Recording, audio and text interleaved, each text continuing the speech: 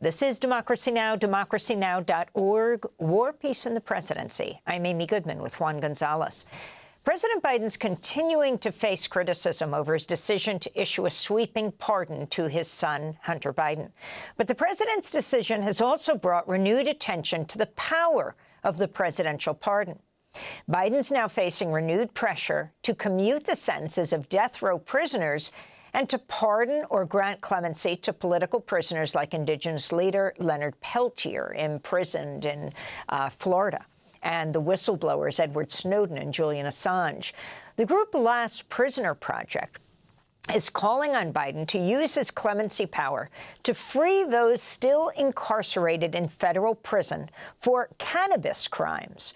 We're joined now by Jason Ortiz, Director of Strategic Initiatives at the Last Prisoner Project. This is very interesting, Jason.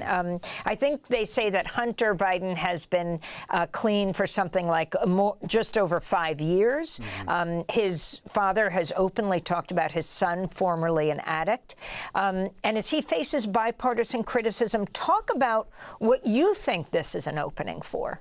Sure. So this is definitely an opening for folks to talk about exactly how expansive we can use the pardon power of the president to make sure that we're correcting the injustices that were done over the past 20 or 30 years when it comes to cannabis crimes. President Biden himself was actually one of the architects of the 1994 crime bill that created a lot of the outrageous sentences that we're now dealing with today. And so we're seeing that there are over 3,000 federal cannabis prisoners currently incarcerated on cannabis charges. And these are all folks that also have families and have parents and have loved ones. And we have examples like folks like Jonathan Wall, who is somebody that was a Maryland resident. He was sentenced to 10 years in federal prison for his first offense.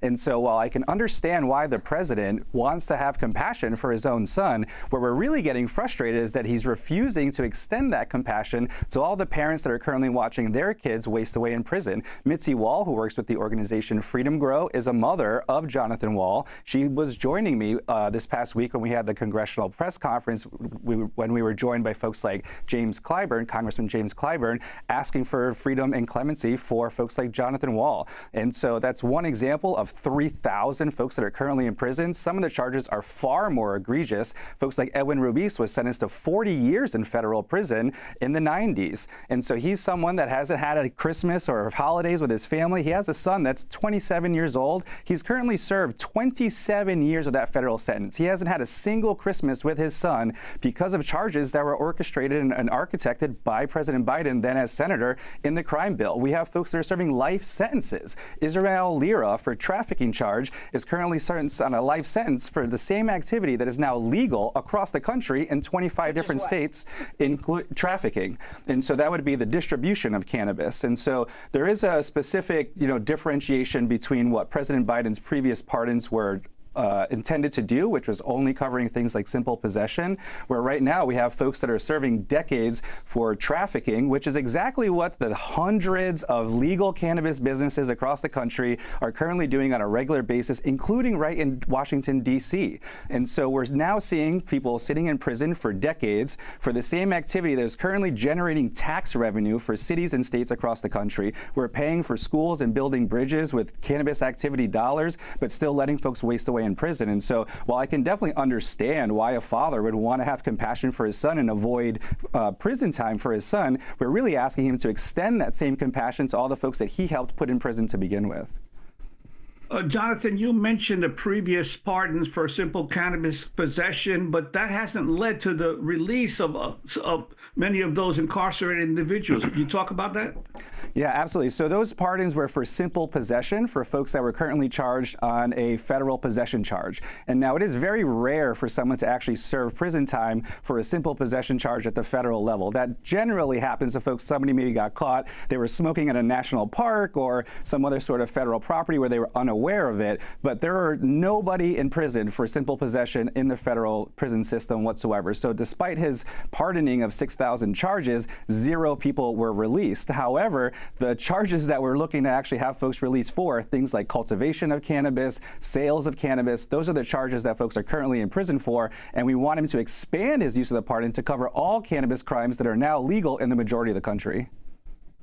Yeah, and Jason, apologies, but Jason, during your press conference last week, you spoke of, quote, the heartbreaking number of Latino fathers incarcerated for life or near life sentences. How do these cases reflect systemic inequalities in federal sentencing? So we've seen for the past 50 years or so that the war on drugs has been racially motivated, specifically targeting young black and brown men, and many of those are Latinos. Here in the city of New York, there was millions of arrests. Across the country, we've seen countless young fathers that have been ripped from their families simply because they were trying to make money to help feed their families. And so I was somebody who was arrested in high school at the age of 16. I was lucky enough not to get incarcerated, but only because my parents were able to help me through this ridiculous legal process of keeping a 16-year-old out of prison. And so we're seeing across the country that while these laws are changing, the retroactive relief and the restorative justice for the folks that were impacted has not followed suit with all of the cannabis profits that we're seeing developed across the country. And we know without a doubt that the war on drugs was and is still racially motivated, specifically targeting blacks and Latinos. And so we've yet to actually wrestle with that real racist history of the war on drugs. We're simply trying to just move on without addressing the past. And I think the president has an incredible opportunity now to really address the issues that have been developed over the last few years by taking real expansive action, using his clemency power to commute the sentences of the folks that are currently in prison. And roughly half of the folks that are on our list of constituents are Latino. And you can see very clearly just by looking down the list of names who is in there and who is getting out in the future. And Latinos are definitely overrepresented in the prison population generally, but especially in the federal system for cannabis crimes. So if you look at the clemency statistics by president, Biden is at the almost the lowest outside of George H.W. Bush. Biden, Trump, Obama, W, Clinton, H.W., and Reagan. He's number 2 among the lowest.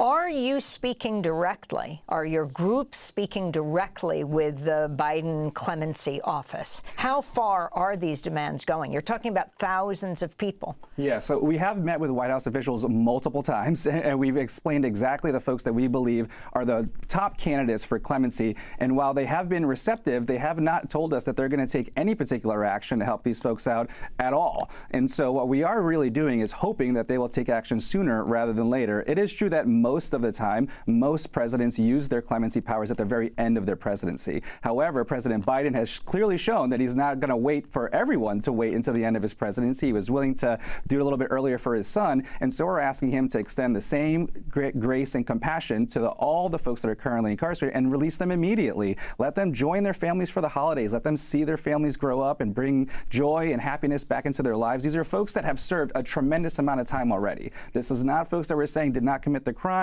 and should be, released without any sort of punishment. Folks like Edwin Ruiz have already served 27 years of their life in federal prison for a cannabis charge. And so while he could wait, we are asking him not to wait, to do this immediately, to show the people that his presidency is going to be one where he will be remembered as addressing the issues that he created and coming to this from a place of compassion and not continuing the process and continuing the damage done by punitive drug policies. Well, Jason Ortiz, we thank you so much for being with us, Director of Strategic Initiatives at the Last Prisoner Project.